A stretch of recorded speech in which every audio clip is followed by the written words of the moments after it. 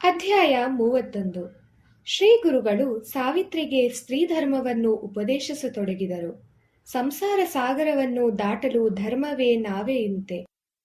ಸ್ತ್ರೀ ಧರ್ಮವು ಸ್ಕಂದ ಪುರಾಣದ ಕಾಶಿಖಂಡದಲ್ಲಿ ವಿವರವಾಗಿ ಹೇಳಲ್ಪಟ್ಟಿದೆ. ಪತ್ನಿಯು ಕೆಲವು ಧರ್ಮಗಳನ್ನು ಪಾಲಿಸಬೇಕಾಗುತ್ತದೆ. ಅಗಸ್ತ್ಯ ಮಹರ್ಷಿಗಳು ತಮ್ಮ ಪತ್ನಿಯಾದ ಲೋಪಮುದ್ರೆಯೊಡನೆ ಕಾಶಿಯಲ್ಲಿ ತಂಗಿದ್ದರು. ಅವರು ಕಾಶಿಗೆ ಹೋಗುವ ಮುಂಚೆ ಅವರ ಶಿಷ್ಯರಾದ ವಿಂಧ್ಯರಾಜನು ನಾರದರನ್ನು ಸತ್ಕರಿಸಿದನು. ನಾರದ ಮುನೀಂದ್ರರು ವಿಂಧ್ಯರಾಜನನ್ನು ಕುರಿತು, ಹೇ ಪರ್ವತರಾಜ, ನೀನು ಇತರ ಗಿರಿಗಳಿಗಿಂತಲೂ ಶ್ರೇಷ್ಠನೆಂಬ ಹೆಸರು ಪಡೆದಿರುವೆ. ಆದರೂ ಮೇರು ಪರ್ವತಕ್ಕಿಂತ ಎತ್ತರ ಬೆಳೆಯಲಿಲ್ಲವೆಂದು ಎಲ್ಲರೂ ನಿನ್ನನ್ನು ಅಪಹಾಸ್ಯ ಮಾಡುತ್ತಿರುವರು ಎಂದು ಹೇಳಿದಾಗ, ವಿಂಧ್ಯರಾಜನು ಕೋಪೋದ್ರಿಕ್ತನಾಗಿ ಸೂರ್ಯಮಂಡಲದವರೆಗೆ ಬೆಳೆದು ನಿಂತು ತನ್ನ ಶಕ್ತಿಯನ್ನು ಪ್ರದರ್ಶಿಸಿದನು. ವಿಂಧ್ಯ ಪರ್ವತದ ಅಗಾಧ ಬೆಳವಣಿಗೆಯು ಸೂರ್ಯಕಿರಣಗಳನ್ನು ತಡೆಯಿತು. ದಕ್ಷಿಣಾತ್ಯರಿಗೆ ಸೂರ್ಯ ದರ್ಶನವೇ ಇಲ್ಲದೆ ತೊಂದರೆಯಾಗತೊಡಗಿತು. ಜಪತಪಾದಿಗಳನ್ನು ನಡೆಸುವುದು ಸಹ ಬಹಳ ಕಷ್ಟವಾಯಿತು. ಆಗ ದಕ್ಷಿಣಾತ್ಯದ ಋಷಿಗಳೆಲ್ಲರೂ ಇಂದ್ರನಲ್ಲಿ ಮೊರೆಹೊಕ್ಕರು. ಇಂದ್ರ, ಬ್ರಹ್ಮ ಇವರಿಬ್ಬರು ಒಂದುಗೂಡಿ ಉಪಾಯವನ್ನು ಕಂಡುಹಿಡಿದರು. ವಿಂಧ್ಯನ ದರ್ಪವನ್ನು ಶಮನ ಮಾಡಲು ಅಗಸ್ತ್ಯರಿಗೆ ಮಾತ್ರ ಸಾಧ್ಯವೆಂದು ಅರಿತು ಅಗಸ್ತ್ಯರನ್ನು ದಕ್ಷಿಣ ದಿಕ್ಕಿಗೆ ಹೋಗುವಂತೆ ಮನವೊಲಿಸಿದರು. ಅಗಸ್ತ್ಯರು ದಕ್ಷಿಣಕ್ಕೆ ಹೊರಟು ವಿಂಧ್ಯ ಪ್ರದೇಶಕ್ಕೆ ಬಂದರು.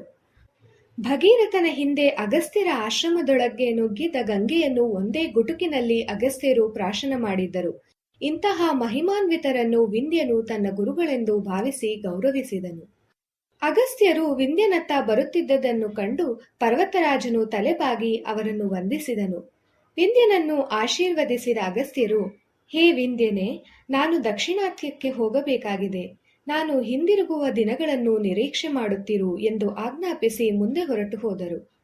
ಅಗಸ್ತ್ಯರ ಆಜ್ಞೆಯನ್ನು ವಿಂಧ್ಯನು ಪಾಲಿಸಿದನು. ಅಗಸ್ತ್ಯರನ್ನು ತಲೆಬಾಗಿ ನಮಿಸಿದ ವಿಂಧ್ಯನು ಅದೇ ಸ್ಥಿತಿಯಲ್ಲಿ ಉಳಿಯಬೇಕಾಯಿತು. ಅದರಿಂದಾಗಿ ದಕ್ಷಿಣ ದಿಕ್ಕಿನತ್ತ ಸೂರ್ಯನ ಕಿರಣಗಳು ಕಂಡವು. ಸೂರ್ಯ ದರ್ಶನದಿಂದ ದಕ್ಷಿಣಾತ್ಯ ಋಷಿಗಳು ಸಂತಸಗೊಂಡರು. ಅಗಸ್ತ್ಯರ ಆಶ್ರಮಕ್ಕೆ ಬಂದ ನಾರದರು ಅಗಸ್ತ್ಯರ ಪತ್ನಿ ಲೋಪಮುದ್ರೆಯ ಪಾತಿವ್ರತ್ಯ ಮಹಿಮೆಯನ್ನು ಕಂಡು ಆಶ್ಚರ್ಯಚಕಿತರಾದರು. ಆಗ ದೇವಗುರು ಬೃಹಸ್ಪತಿಯು ಆಕೆಯ ಪಾತಿವ್ರತ್ಯ ಮಹಿಮೆಯನ್ನು ನಾರದರಿಗೆ ವಿವರಿಸಿ ಹೇಳಿದರು. ಅಗಸ್ತ್ಯರ ಪತ್ನಿ ಲೋಪಮುದ್ರೆ ಅನಸೂಯ, ಅರುಂಧತಿ ಮೊದಲಾದವರಂತೆ ಮಹಾಪತಿವ್ರತೆ. ಆಕೆಯೇ ಎಲ್ಲರಿಗಿಂತ ಶ್ರೇಷ್ಠಳು. ಪತಿವ್ರತ ಲಕ್ಷಣಗಳು ಶಾಸ್ತ್ರಗಳಲ್ಲಿ ಹೀಗೆ ಹೇಳಲ್ಪಟ್ಟಿವೆ. ಪತ್ನಿಯು ಪತಿಯ ಭೋಜನದ ನಂತರವೇ ಊಟ ಮಾಡಬೇಕು. ಆಕೆಯು ಆತನ ಆಜ್ಞೆಯನ್ನು ಉಲ್ಲಂಘಿಸದೆ ದಾನ, ಧರ್ಮ ಮತ್ತು ಅತಿಥಿ ಸತ್ಕಾರಗಳಲ್ಲಿ ನಿರತಳಾಗಬೇಕು. ಪತಿಯೇ ದೇವರೆಂಬ ಭಾವನೆಯಿಂದ ಆತನ ಸೇವೆ ಮಾಡಬೇಕು. ತನ್ನ ಪತಿಯ ಆಯುಷ್ವರ್ಧನಕ್ಕಾಗಿ ಹೂವು, ಮಾಂಗಲ್ಯ, ಬಳೆ, ಅರ್ಶಿನ, ಕುಂಕುಮ ಮೊದಲಾದ ಮಂಗಳ ದ್ರವ್ಯಗಳನ್ನು ಧರಿಸಬೇಕು. ಪತಿ ನಿಂದೆಯನ್ನು ಆಕೆ ಎಂದಿಗೂ ಸಹಿಸುವುದಿಲ್ಲ. ಅತ್ತೆ ಮಾವಂದಿರಿಂದ ದೂರವಿರಲು ಆಕೆ ಒಪ್ಪುವುದಿಲ್ಲ. ಒರಳು, ಒನಕೆ, ಹೊಸ್ತಿಲಗಳ ಮೇಲೆ ಆಕೆ ಎಂದಿಗೂ ಕುಳಿತುಕೊಳ್ಳುವುದಿಲ್ಲ. ಗೋಮಾತೆಯ ಪೂಜೆಯನ್ನು ತಪ್ಪದೇ ಮಾಡುತ್ತಾಳೆ. ಗಂಡನನ್ನು, ಮಕ್ಕಳನ್ನು ವಂಚಿಸಿ ಪ್ರತ್ಯೇಕವಾಗಿ ತಿನ್ನುವುದಿಲ್ಲ. ಪತಿವ್ರತೆಯು ಹುಟ್ಟಿದ ಹಾಗೂ ಮೆಟ್ಟಿದ ಮನೆಗಳನ್ನು ಪವಿತ್ರಗೊಳಿಸುತ್ತಾಳೆ. ಆಕೆಯ ದರ್ಶನದಿಂದಲೇ ಪುಣ್ಯ ಪ್ರಾಪ್ತವಾಗುತ್ತದೆ. ಇದೇ ಪತಿವ್ರತಾ ಧರ್ಮ. ಈ ಪತಿವ್ರತಾ ಧರ್ಮವನ್ನು ಉಲ್ಲಂಘಿಸಿ ನಡೆದರೆ ಸ್ತ್ರೀಯರು ಹೀನ ಜನ್ಮಗಳಲ್ಲಿ ಹುಟ್ಟಬೇಕಾಗುವುದು. ಈ ರೀತಿಯಾಗಿ ಬೃಹಸ್ಪತಿಯು ಲೋಪಮುದ್ರೆಯ ಪಾತಿವ್ರತ್ಯವನ್ನು ಪ್ರಶಂಸಿಸುವ ಮೂಲಕ ಪತಿವ್ರತ ಹಾಗೂ ಸ್ತ್ರೀ ಧರ್ಮಗಳನ್ನು ಲೋಕೋಪಕಾರಕ್ಕಾಗಿ ಉಪದೇಶಿಸಿದರು ಎಂಬಲ್ಲಿಗೆ ಶ್ರೀ ಗುರುಚರಿತ್ರೆಯ 31ನೇ ಅಧ್ಯಾಯವು ಸಂಪೂರ್ಣವಾಯಿತು.